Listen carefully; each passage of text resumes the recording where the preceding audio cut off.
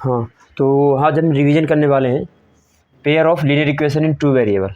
ठीक है, this is the name of the chapter and हम एक्चुअली में इसको डिटेल में नहीं पढ़ेंगे, हम जस्ट रिवीजन के लिए पढ़ेंगे। सो पहला टॉपिक वाइज हम लोग पढ़ेंगे। पहला टॉपिक है general form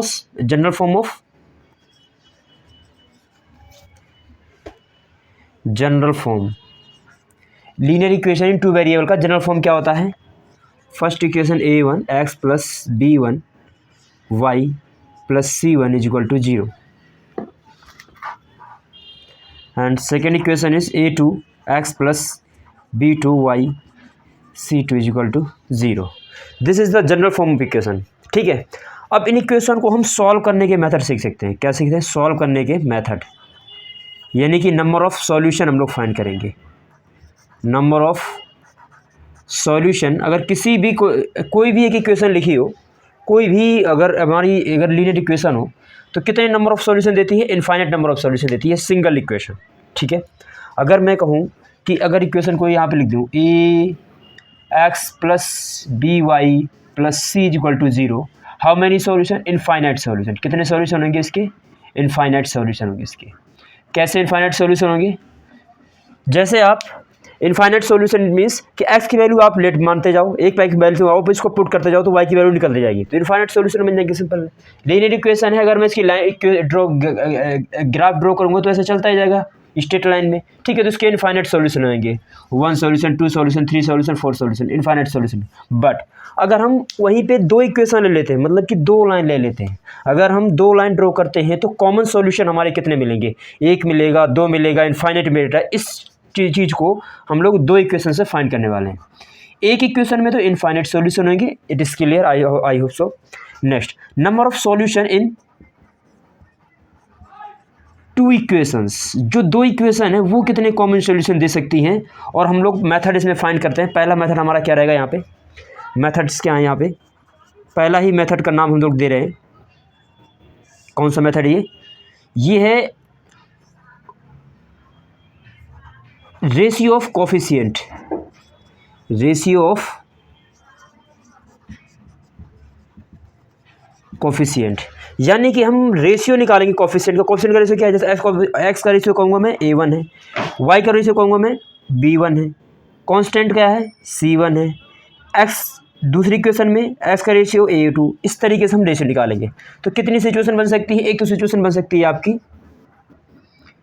a1 a2 equal to b1 b2 equal to c1 upon c2, हो सकता है तीनों इक्वल हो। दूसरी सिचुएशन क्या बनेगी?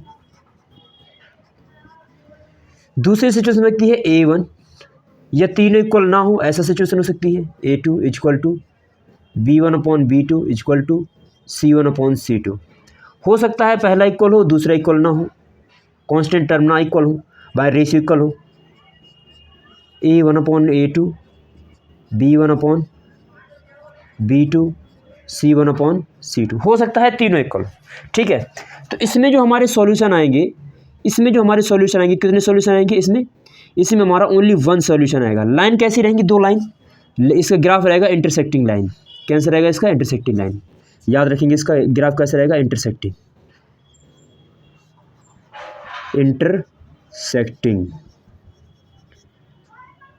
इंटरसेक्टिंग लाइंस, ये इंटरसेक्ट करेगी एक दूसरे को। 2 लाइन इंटरसेक्टिंग करेंगी एक दूसरे को। यहाँ पे 2 लाइन कैसी हो जाएंगी? पैरेलल हो जाएंगी। कहीं पे इंटरसेक्ट कर रही है यहाँ, ये 2 लाइन क्या हो जाएंगी? आपकी पैरेलल हो जाएंगी। याद रखना ये भी बात, पैरेलल हो जाएंगी। अगर सभी रेशियो इक्वल हैं तो यानी कि एक लाइन एक दूसरे के ऊपर है। ये L1, ये L2, ये L1, ये L2, ये L1 और ये L2। ठीक है, एक दूसरे के कोइंसाइड कर गई। क्या कर गई? एक दूसरे के ऊपर है, कोइंसाइड कर गए हैं। ये सिचुएशन फॉर्म हो सकती है। अब हम बात करते हैं, अगर 2 इंटरसेक्टिंग लाइन होती है तो कितने सॉल्यूशन देती है? यहाँ पे 1 सॉल्यूशन आएगा, only 1 solution, only 1 solution. Parallel में नो सॉल्यूशन, क्योंकि लाइन कहीं कॉमन है ही नहीं। नो सॉल्यूशन, कोई सॉल्यूशन आएगा। Infinite solution. अब कैसे इनफाइनाइट सॉल्यूशन है? Infinite solution. देखो ये सॉल्यूशन, ये सॉल्यूशन, ये सॉल्यूशन, ये सॉल्यूशन, जहाँ जहाँ कॉमन आता जा रहा है, इसमें तो एक भी नंबर नहीं आएगा, एक भी जगह कॉमन नहीं आएगा तो नो सॉल्यूशन। अगर दोनों सॉल्यूशन आते हैं, जो सॉल्यूशन है उसको बोलते हैं कंसिस्टेंट। कंसिस्टेंट। ये क्या है? इनकंसिस्टेंट। इनकंसिस्टेंट। ये क्या है? कंसिस्टेंट। अगर सॉल्यूशन आता है तो कंसिस्टेंट, अगर सॉल्यूशन नहीं आता तो इनकंसिस्टेंट। ठीक है, ये हमारा एक्चुअली में ये रेशियो ऑफ कोफिशिएंट के हिसाब से हम लोग नंबर ऑफ सॉल्यूशन फाइंड कर सकते हैं। ये तो ग्राफिकल मेथड रहेगा, ये आपको रेशियो पता होना चाहिए बस। और हमें ये याद करना है इंटरसेक्टिंग लाइन में कैसा ग्राफ बनता है दो लाइनों का। अगर एक भी इक्वल नहीं है रेशियो तो मतलब इंटरसेक्ट करेगी। अगर पैरेलल है तो उस जो कोफिशिएंट टर्म है, कांस्टेंट टर्म है, वो इक्वल नहीं रहेगा, ये हम याद रखेंगे। कोइंसाइड मतलब है तीनों इक्वल रहेंगे रेशियो। ठीक है, तो हमारा इनफाइनाइट सॉल्यूशन आएंगे। इनफाइनाइट कंसिस्टेंट यानी जो सॉल्यूशन देगा वो हमारा कंसिस्टेंट रहेगा, जो सॉल्यूशन नहीं देगा इनकंसिस्टेंट। आप इस तरीके से इसका वो भी ले सकते हो, स्क्रीनशॉट भी ले सकते हो यहाँ से।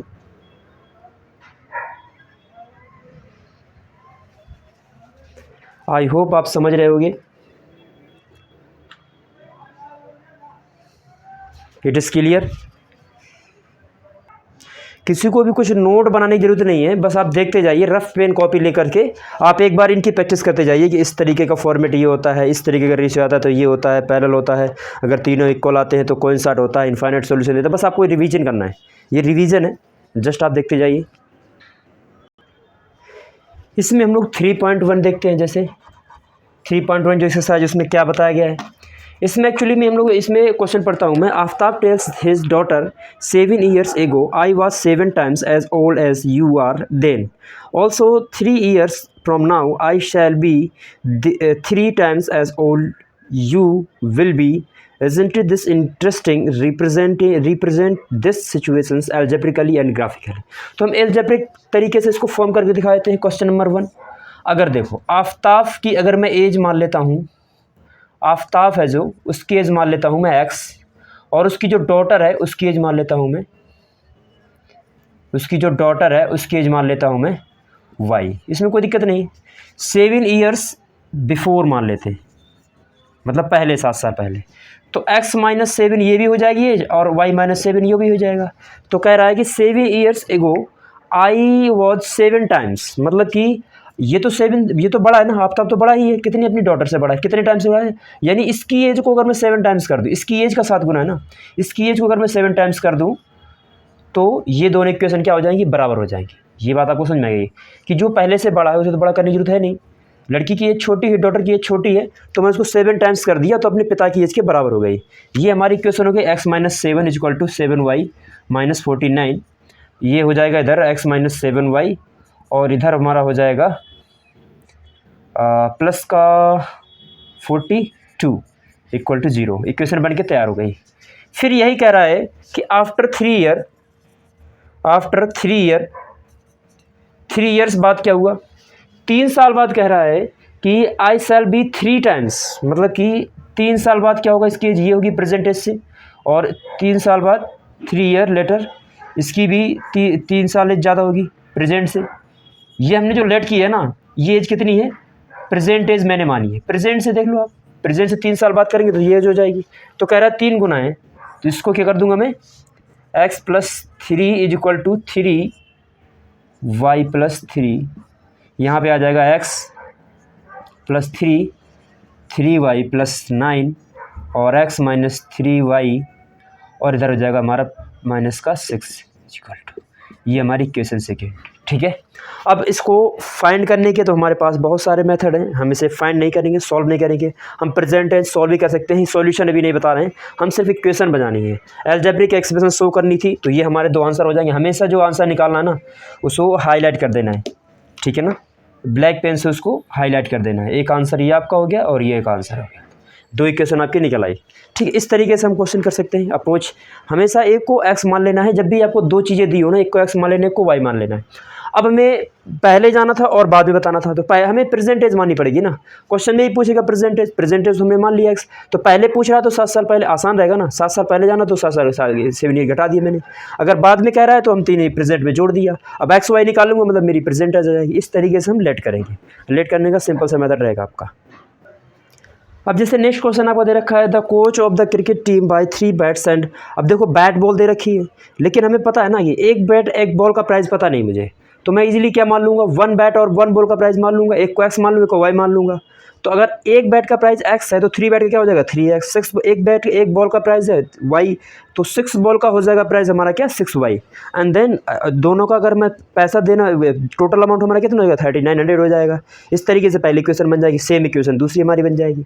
ठीक है, एक बैट ले रहा है तो 3x और फिर 3 बॉल ले रहा है तो 3y, एंड देन हमें 1300 हमें ज़्यादा देना पड़ेगा। 2 इक्वेशन बन जाएगी और एक बैट और एक बॉल का प्राइस हमें फाइंड करना है, आसानी से हम लोग फाइंड कर सकते हैं। ठीक है, नेक्स्ट सिचुएशन भी इस तरीके से हो जाएगी। ठीक, तो इस तरीके से हमने 3.1 कर लिया। इक्वेशन रिप्रेजेंट करने के लिए ओनली आपके पास आए कोई भी इक्वेशन दी होगी उस तरीके से हम इसे सॉल्व कर सकते हैं। फॉर एग्जांपल हम लोग देखते हैं, जैसे यहाँ पे इक्वेशन दे रखी है 7x - 15 y = 3, और दूसरी हमारी इक्वेशन दे रखी है, first equation is your this and second equation x + 2y += and 3 = second equation दे रखी। हमें अब बताना है कि ये दो लाइन क्या कर रही हैं, आपस में इंटरसेक्ट कर रही हैं नहीं कर रही हैं, क्या सिचुएशन होगी, इसको हमें फाइंड करना है। तो रेशियो का मैंने बताया था a1 की वैल्यू आप इस तरीके से हम रखेंगे, हमें पता है हमने पहले से ले आना इधर 7x - 15 y - 3 = 0, and then equation x plus हमें इसे ट्रांसफॉर्म करना है इस फॉर्म में 2y इस तरीके से = 0 आना चाहिए। दोनों इक्वेशन आ गई। अब हमें 7 = 1 साइन याद रखना है, a1/a2, b1 की वैल्यू कितनी है -15, b2 की वैल्यू कितनी है 2 = -3/-3। सॉल्व कर लो, 7 माइनस का 15/2 एंड दिस 1। बताओ कोई रेशियो इक्वल आ रहा है, नहीं आ रहा है।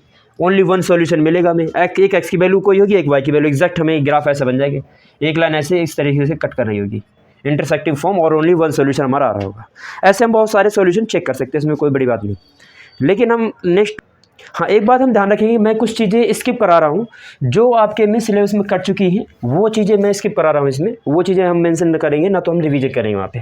तो मानो हमारे पास 2 इक्वेशन आती है, तो सॉल्व करने के मेथड कितने हमारे पास हो सकते हैं, मेथड कितने सॉल्यूशन है, मेथड ऑफ सॉल्यूशन। तो हम 2 मेथड पढ़ने वाले हैं। पहला मेथड हमारा रहेगा सब्स्टिट्यूशन। कौन सा रहेगा, सब्स्टिट्यूशन मेथड रहेगा। तो सब्स्टिट्यूशन में पहला हम पढ़ेंगे, फिर दूसरा हम पढ़ने वाले हैं एलिमिनेशन मेथड, एलिमिनेशन पर मेथड पढ़ने वाले हैं। ठीक है, तो सब्स्टिट्यूशन मेथड क्या है उसको हम लोग देखते हैं। पहले देखो आप, जैसे फॉर एग्जांपल मैं इसको इरेज कर रहा हूँ, मैं आपको बताने वाला हूँ सब्स्टिट्यूशन ओनली। तो जैसे अभी इक्वेशन में लिखी थी 7x - 15 y = 3 and second is x + 2y = 3। एक इक्वेशन रखी, फर्स्ट इक्वेशन सेकेंड इक्वेशन। हम लोग कोई भी x की वैल्यू या फाइंड y की वैल्यू फाइंड कर लेंगे इक्वेशन फ्रॉम फाइंड द, अब जो लिखते जो हमें करना, find the value of x from equation first. Equation जो मैं कर रहा हूँ वही लिखता जा रहा हूँ। तो मैंने x की वैल्यू मुझे फाइंड करनी, तो 7x - 15 y = 3। ठीक है, तो 7x ये पूरा उधर चला जाएगा, x का टर्म को मैं कुछ भी नहीं करने वाला, और ये 7 कहाँ चला जाएगा, नीचे चला जाएगा, मल्टीप्लाई में इधर, इधर चला जाएगा डिवाइड में। x की वैल्यू मेरी ये फाइंड है गई। अब करूँगा क्या मैं, put the value of x in equation second, equation second में वैल्यू पुट कर दूंगा। तो देखो x की वैल्यू क्या है, x प्लस, पहले मैं एक बार कॉपी कर देता हूँ कुछ समझाने के लिए। तो x की वैल्यू यहाँ पे क्या पुट करना है, मुझे ये वैल्यू पुट करनी है। तो 3x 15y/7 2y = 3। ठीक है, अब 7 का मल्टीप्लाई सब में करा देता हूँ मैं, तो इधर भी 7 का मल्टीप्लाई होगा और इधर भी सब में मैं 7 का मल्टीप्लाई करा देता हूँ। ये मुझे लिखना पड़ेगा, या तो आप ऐसे किस तरीके दिखा सकते हो। 7 का मल्टीप्लाई कराओगे, ये तो कट जाएगा 7 का, ये तो ख़त्म हो जाएगा। ठीक है, दूसरा हम लोग अगर करें, ये मैंने x की वैल्यू पुट की है। ठीक है, ये तो 7 कट जाएगा, इसे मल्टीप्लाई होगा तो ये कट जाएगा, इधर लिखेगा तो कट जाएगा ये।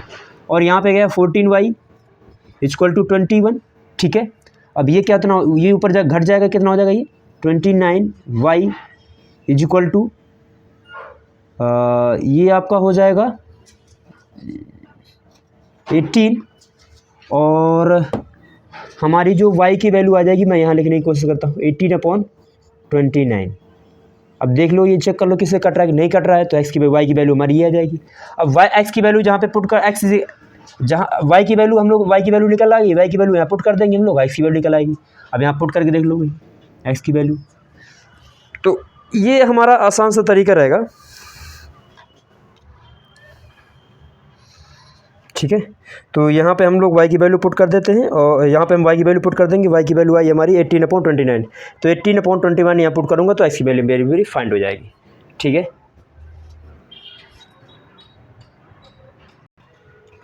ध्यान देना है कि अगर हम इसको वेरीफाइड करना चाहें, वेरिफिकेशन करना चाहें, तो x और y की वैल्यू जो हमारे पास आई है, x की वैल्यू किसी भी क्वेश्चन में x की वैल्यू यहाँ पुट कर देंगे, y की वैल्यू यहाँ पुट कर देंगे। अगर ये से सॉल्व करेंगे, left hand side right hand side दोनों अगर इक्वल आ गया, तो इस मीन्स आपका जो आंसर है वो सही है। इस तरीके से हम वेरीफाई भी कर सकते हैं। नेक्स्ट टॉपिक हम पढ़ते हैं, हमारा एलिमिनेशन क्या है, एलिमिनेशन मेथड क्या है।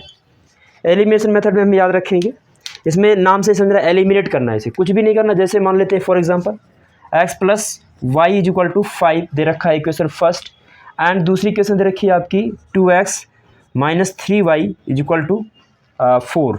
इस तरीके से इक्वेशन दे रखी है। इसमें हम लोग क्या करेंगे, एलिमिनेट करना है। एलिमिनेट करने के लिए अगर हमें दो इक्वेशन हमें दे रखी है, तो उनका कोई भी एक कोएफिशिएंट हमें इक्वल करना है। क्या करना है हमें, किसी एक का भी। x कोएफिशिएंट यहाँ पे 1 है, x कोएफिशिएंट यहाँ पे 2 है, इक्वल नहीं है। y का कोएफिशिएंट हमारा क्या है 1 है, y कोएफिशिएंट हमारा -3 है, इक्वल है नहीं। तो जो आपको लगे वो इक्वल कर लो आप। तो मैंने क्या करा दिया, मैंने इक्वेशन मुझे दिख रहा है यहाँ पे, अगर मैं 2 का मल्टीप्लाई करा दूँ तो ये इसके बराबर हो जाएगा। तो मैंने क्या करा दिया, इक्वेशन फर्स्ट में 2 का मल्टीप्लाई करा दिया, ठीक है। जैसे ही मैंने मल्टीप्लाई करा दिया तो मेरी फर्स्ट इक्वेशन हो जाएगी दिस, फर्स्ट इक्वेशन मेरी आ जाएगी दिस, और सेकेंड इक्वेशन मेरी वही रहेगी कि दूसरे में कुछ बदलने की जरूरत है नहीं। दो भी आप इक्वल, दो में से कोई भी आप इक्वल कर, दो में से इन दोनों में से कोई भी आप इक्वल कर। देखो मुझे ये इक्वल दिख गया। अब करता हूँ मैं इक्वेशन फर्स्ट में से, क्या कह रहा हूँ, इक्वेशन फर्स्ट में से इक्वेशन से सेपरेट कर देता हूँ। जो मैंने यहाँ पे कहा है यह बात आप लिख सकते हो, ठीक है। तो मैंने यहाँ पे ड्रॉ किया लाइन, यहाँ प्लस का है माइनस हो गया, हम प्लस माइनस का है प्लस हो गया, हम प्लस है तो माइनस हो गया। देखो ये प्लस माइनस कैंसिल आउट हो गया, प्लस प्लस एड हो जाएंगे 5y, इधर हमारा क्या बचेगा 6 बचेगा। तो y इज इक्वल टू मेरा कितना आ गया 6/5 आ गया। y की वैल्यू आ गई। अब किसी में भी आइदर वन में आप पुट कर दो y की वैल्यू, तो y की वैल्यू पुट कर रहा हूँ पहले इक्वेशन में। तो x plus y is equal to 5 दे रखा है, तो x की वैल्यू मैं यहाँ पे y की वैल्यू यहाँ पे पुट कर देता हूँ। तो ये चला जाएगा उधर, सेपरेट हो जाएगा। तो x की वैल्यू मेरी कितनी आ जाएगी, x की वैल्यू आ जाएगी 19/5, ठीक है। इस तरीके x और y के, और उसे वेरीफाई करना हो तो फिर फर्दर आप इसकी वैल्यू पुट कर सकते हो और फिर हिसाब से चेक कर सकते हो, वेरीफाई कर सकते हो। तो सेकेंड चैप्टर में, थर्ड चैप्टर में हमारे पास सिर्फ इतने टॉपिक रहेंगे। अगर और भी टॉपिक हैं, लेकिन वो जैसे क्रॉस मल्टीप्लिकेशन है, रिड्यूसिबल फॉर्म है, ये सब कट चुके हैं चैप्टर से, सिलेबस से, तो मैं इनको मेंशन डिस्कस नहीं कर रहा हूँ। और नेक्स्ट हाँ 3 चैप्टर हमारा ओवर हो जाता है। अगर कोई भी क्वेरी हो तो आप कमेंट कर सकते हो। Thank you very much.